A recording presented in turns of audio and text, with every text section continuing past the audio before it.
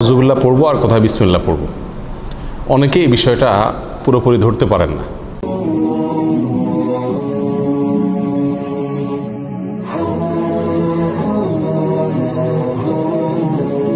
যে আউযুবিল্লাহ কোথায় পাঠ করব আর বিসমিল্লাহ কোথায় পাঠ করব, যেখানে যেটা পাঠ করার দরকার, যেখানে যেটা পড়ার দরকার সেখানে সেটাই পাঠ করতে হবে। বিসমিল্লাহির রহমানির রহিম বা বিসমিল্লাহ এটা পাঠ করতে হবে যেই কোনো ভালো কাজের শুরুতে, যেই কোনো বৈধ কাজ, যেই কোনো ভালো কাজের শুরুতে কি পাঠ করতে হবে? বিসমিল্লাহির রহমানির রহিম পাঠ করতে হবে।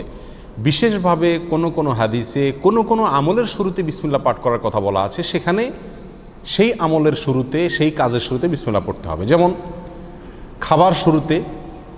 খাবারের শুরুতে বিসমিল্লাহ পাঠ করতে হবে, মসজিদে প্রবেশের সময় বিসমিল্লাহ পাঠ করতে হবে, বাসায় ঢোকার সময় বিসমিল্লাহ পাঠ করতে হবে, বাসা থেকে বের হওয়ার সময়ও কি করতে হবে? বিসমিল্লাহ পাঠ করতে হবে। এ হলো বিসমিল্লাহর বিষয়। আর আউযুবিল্লাহ এটা বিশেষভাবে পাঠ করতে হয় কোরআনে কারীম তেলাওয়াতের শুরুতে, কোরআনে কারীম তেলাওয়াতের শুরুতে। আর কোরআনে কারীম তেলাওয়াতের শুরুতে আউযুবিল্লাহ বিসমিল্লাহ উভয়টা পাঠ করব, নাকি শুধু আউযুবিল্লাহ পাঠ করব, নাকি শুধু বিসমিল্লাহ পাঠ করব, নাকি এক এক জায়গায় পাঠ করব? অনেকগুলো প্রশ্ন আসে কি আসে না। এটার উত্তর হলো, যখন আমরা কোরআনে কারীমের তেলাওয়াত শুরু করব, সেটা নামাজে হোক, নামাজের বাইরে হোক, যে অবস্থায় হোক না কেন, যদি আমরা কোরআনে কারীমের তেলাওয়াত শুরু করি তাহলে আউযুবিল্লাহ পাঠ করতে হবে, আউযুবিল্লাহ পাঠ করতে হবে। অনেক উলামায়ে কেরামের মতে ওয়াজিব, অনেক উলামায়ে কেরামের মতে সুন্নাত। আল্লাহ সুবহানাহু ওয়া তাআলা সূরা নাহলের 98 নম্বর আয়াতে ইরশাদ করেছেন, ফাইদা ক্রাআতাল কুরআনা ফাস্তাইজ বিল্লাহি মিনাশ শাইতানির রাজীম। সুতরাং যখন তুমি কোরআন পাঠ করবে তখন তুমি শয়তান, বিতাড়িত শয়তান থেকে আল্লাহর কাছে আশ্রয় প্রার্থনা করবে, অর্থাৎ আউযুবিল্লাহি মিনাশ শাইতানির রাজীম পাঠ করবে। এটা হলো যখন কোরআন তেলাওয়াত করবে। তাহলে আমরা নামাজে যখন হাত বাঁধবো, হাত বাঁধার পরে সানা পড়ব, এরপরে আউযুবিল্লাহ পাঠ করব, কারণ আমাকে সূরা ফাতিহা পড়তে হবে, সূরা ফাতিহার পরে আরও সূরা পড়তে হবে। সেজন্য আমাকে শুরুতে কি পড়তে হবে? আউযুবিল্লাহি মিনাশ শাইতানির রাজীম পাঠ করতে হবে। এটা সুন্নাত। এটা হলো যে কোনো কোরআন তেলাওয়াতের শুরুতে।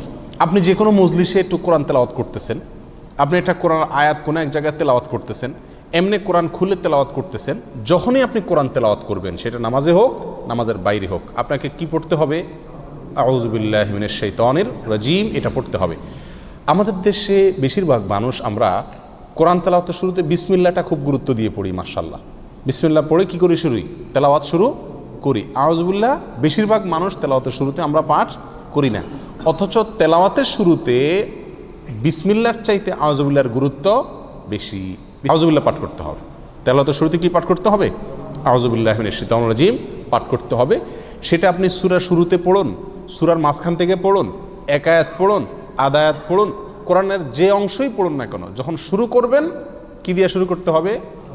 আউযুবিল্লাহি মিনাশ শাইতানির রাজীম, এটা দিয়ে কোরআন তেলাওয়াত শুরু হবে। বিসমিল্লাহির রহমানির রহিম এটাও কোরআন তেলাওয়াতের সময় পড়তে হবে, কিন্তু কখন সেটা? বিসমিল্লাহির রহমানির রহিম কোরআন তেলাওয়াতের সময় পাঠ করবেন সূরার শুরুতে। কিসের শুরুতে?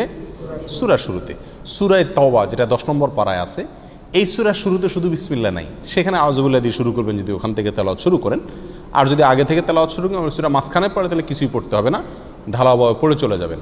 আর অন্য যে কোনো সূরার শুরুতে, কথার কথা আপনি নামাজের ভিতরে সূরা ফাতিহা শুরু করতেছেন, তাহলে সূরা শুরু, তাহলে এখানে আউযুবিল্লাহ পড়বেন, পরে আবার কি পড়বেন?